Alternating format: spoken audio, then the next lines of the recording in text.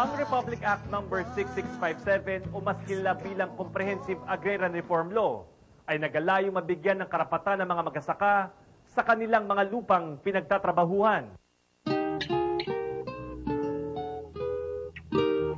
Isa ang Hacienda Manuel Cosculluela na sumailalim sa programang ito.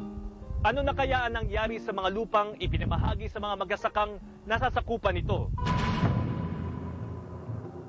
Taong 1996 nang matanggap ng 55 Agrarian Reform Beneficiaries o ARBs ang lupang sakahan mula sa dating nagmamayari nito na Manuel Cosculluela Brothers Corporation. Sa 108 ektaryang lupain na pinaghati-hatian ng mga ARBs, isa si Aling Mercy sa nabahangingan nito. Gano'n naman po kalaki yung lupain niyo? 1 hektarya po ng aking lupa, tapos 21 areas. Puro pareho kami dito lahat ang partida sa pag-BOS ng lupa. Nung meron pa kayong amo, may landlord, kumpara sa ngayon na naibigay sa inyo itong lupa, gano'n po ba kahirap ang buhay ngayon?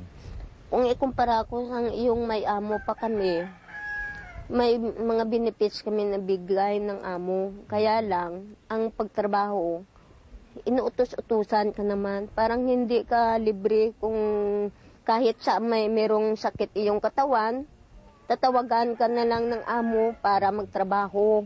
Mas mabuti-buti kung ako lang mag-analysis sa ngayon, mas buti-buti lang iyong wala kang amo kaya makapag-desisyon ka sa sarili mo. Ngunit dala ng kakulangan sa pantustos sa pangangailangan ng taniman, napilitan na rin si Aling Mercy na hanapan ng mangungupahan ng lupang napaipagkaloob sa kanya. Laking taksis namin. Hindi namin kayang magbayad ng taksis. Magkano ba ang renta sa inyo? Ang rental sa akin noon, 4 na taon, 36,000. Sa 4 na taon? Oo. Dahil dito, tila kalbaryo para kay Aling Mercy ang bawat araw na dumaraan sa tuwing hahanapin ng pagkaing ihahapag sa mesa para sa kanyang mga anak at apo. Oras-oras, araw-araw, naghanap ko ng pagkain. Tapos, pagdating ko sa bahay, hindi pa ko nakadala. Iiyak ng mga apo ko. Sabi ko na lang, wala tayong bigas. Kaya magkain na lang tayo ng balinghoy. Tapos magluto na lang ng gulay ng kangkong at mga root-crop kung ano na lang, root-crop yung makikita namin. Maging ang pag-aaral ng kanyang mga anak at apo ay di na rin niya masuportahan. Ang kita ng mister ko, 250 lang. Ang aking konsumo sa 6 na araw, 10 gantas na bigas lang.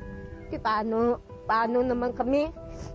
Kahit pangbili ng school supplies ng mga bata na yan, ngayong magbukas ng paralan, wala kong ipangbili mga knapsack at mga uniform. Wala ako nang ibibili kasi hindi namin kaya ngayon. Yan ang sinasabi ko nga.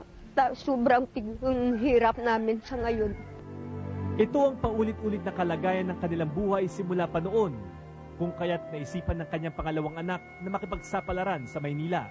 Ngunit sa kasamaang palad, hanggang ngayon ay wala na siyang natanggap na balita mula rito, na siya namang lalong nagpapabigat sa kanyang kalooban. Ito pong anak niyo, ilang taon na po siya? Ngayon, mga 28 na ang pangalawa kong anak na, 28. Pangalawa ko siyang anak na hindi siya nag-uwi hanggang ngayon. Sabi niya sa akin niya, pupuntahan ko siya sa Manila, pero ang sagot ko naman sa kanya, hindi ako wala akong pira para pang-plitis kanya hanggang ngayon. At tapos, yung mga anak na nasa akin, tinitingnan ko ang mga bata.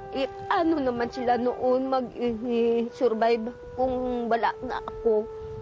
Kasi awa ko sa kanila, maliit pa sila. Paano na lang ang darating na panahon, sa susunod na panahon, paano na lang na sila? Pag ganyan ang ating pamumuhay.